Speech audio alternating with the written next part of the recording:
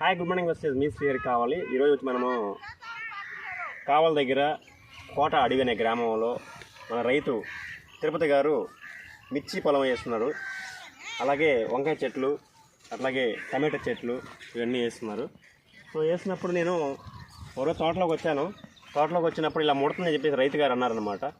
So ఆ ముడతను లేకనే నేనేం చెప్పానంటే, రైతులు చాలామంది పురుగు మందులు, దోమ మందులతో విసిగెత్తిపోయి అంటే పెట్టుబడి ఎక్కువైపోతుంది.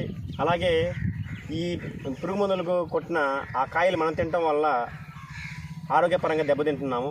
సో అప్పుడు నాకు ఒక ఐడియా వచ్చింది. ఆ ఐడియా ఏందిరా అంటే, బూడిద ప్లస్ ముడత పిండి రెండు మిక్స్ చేసి మనం 10 రోజులకు ఒకసారి కానీ మనం చెట్ల మీద చల్లితే అక్కడ మనకి పురుగు మందులు కొట్టడం తక్కువ అయిపోతుంది. రైతుకి అలాగే ఖర్చు కూడా తగ్గుతుంది. అలాగే ఈ ముడత అనేది కంట్రోల్ అవుతుంది. ఇప్పుడు ఆయన ఫస్ట్లో చిన్న చెట్లు అప్పుడు చూశాను, అప్పుడు ముడత బాగుండింది.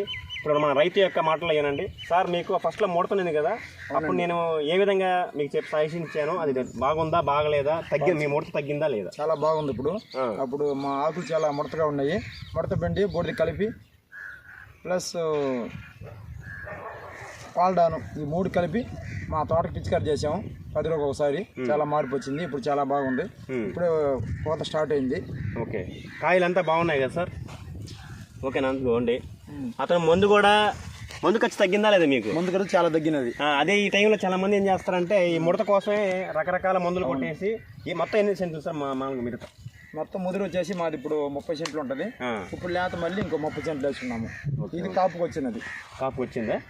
బాగుంది కదా సార్? అంతా హ్యాపీ, గ్రోత్ కానీ అంతా ఓకే? అంతా బాగుంది. సో నేను ఇచ్చిన సలహాలు అంతా బాగున్నాయా? అన్ని శ్రీహరి ప్రకారం వాడుతూ ఉంటాము. ఓకే, ఇదిగోండి. మామూలుగా అయితే కొందరికి ఈ టైం వచ్చినప్పుడు వాళ్ళకి కాయలు రావు చాలా మంది రైతులకి.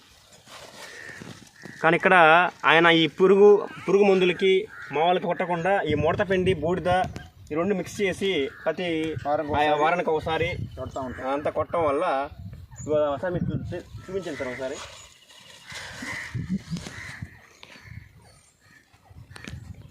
సో ఇక్కడ ఇట్లా వేసినప్పుడు, ఈ ముడత పిండి వేసినప్పుడు ఆడ దోమ కానీ పురుగు కానీ నిలవదు. అప్పుడు ఏమవుద్దంటే, ఈ పొడి ఉండటం వల్ల ఆ దోమ ఎక్కువ రానిదనమాట. కొద్ది ప్రతి ఒక్క రైతు గమనించి, ప్రతి ఒక్క రైతులు పురుగు మందులు, దోమ మందులు ఇవన్నీ ఎక్కువ కొట్టుకోకుండా మీ యొక్క పెట్టుబడి తగ్గించుకొని దిగుబడి పెంచుకోవాల విధంగా నేను కోరుకుంటున్నాను. Thank you sir.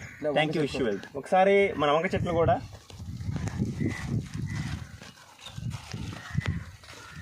ఇదిగోండి, వంక చెట్లు. సార్, వంక చెట్లకి మీరు ఏ విధంగా పిండి ఏమేమి కలిపేస్తారు? ఎరువు కలిపారా? ఎట్లా? ఎరువు ఎక్కువ తోలేము. తర్వాత వచ్చేసి ఇదే ఈ ముడత పిండి బూడిద కలిపి కొడతా ఉంటాము. షైనింగ్ ఎలా ఉంది? షైనింగ్ కూడా కాయ బాగుంది. ఇప్పుడు కాయలు చూపించండి సార్. ఇంకా కాయలు వంగలు ఇంకా కాయలేదు. ఇప్పుడే కోత స్టార్ట్ అయింది. ఇదిగోండి, షైనింగ్ కానీ చాలామంది మామూలుగా ఈ వంకాయ ఇక్కడ మచ్చగా ఉంటుందని చెబుతారు.